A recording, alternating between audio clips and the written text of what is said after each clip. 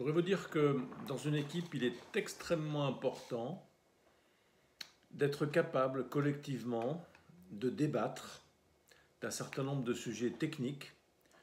Il y a plusieurs raisons à ça. Fondamentalement, c'est parce que le fait de débattre permet de partager les représentations de chacun.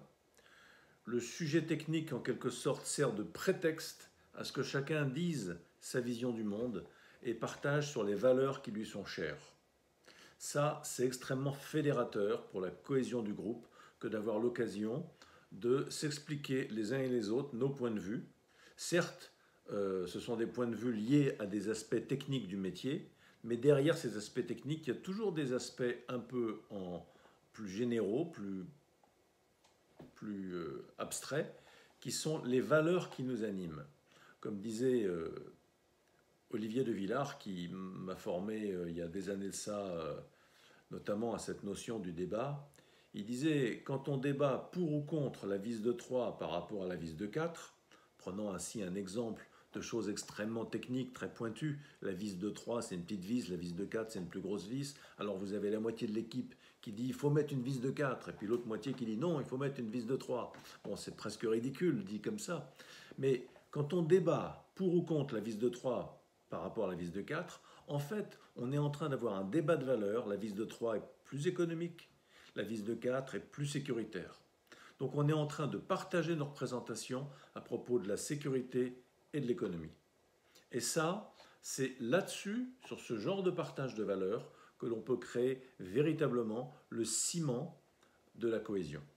Alors, c'est d'abord ça, l'intérêt de mener des débats. Ensuite, c'est que finalement, chacun ayant pu donner son avis, chacun a le sentiment de participer à la co-construction d'une décision, y compris une décision qui n'est pas celle que j'aurais décidée tout seul.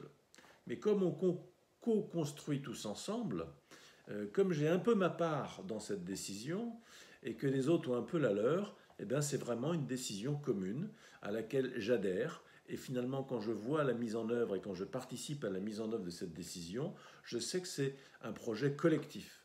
Donc c'est une deuxième raison pour laquelle le débat crée de la cohésion collective.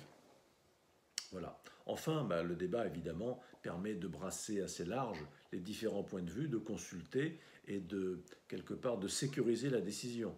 Parce qu'on voit plus d'aspects quand on est plusieurs, un peu comme les chevaliers de la table ronde, si vous voulez. Ils étaient chacun assis autour de la table ronde et chacun voyait le Graal qui était au centre depuis un angle de vue différent. Donc quand on collecte les points de vue de chacun des protagonistes de l'équipe, de chacun des chevaliers de la table ronde, on voit la globalité du Graal, on voit la globalité du problème sous ses différents aspects, et donc les décisions qu'on peut prendre seront mieux sécurisées, seront plus pertinentes.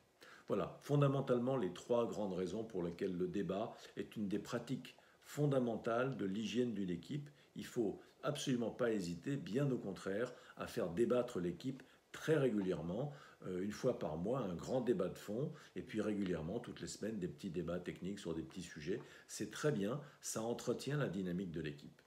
Dans une prochaine vidéo, je vais vous expliquer comment réussir un débat.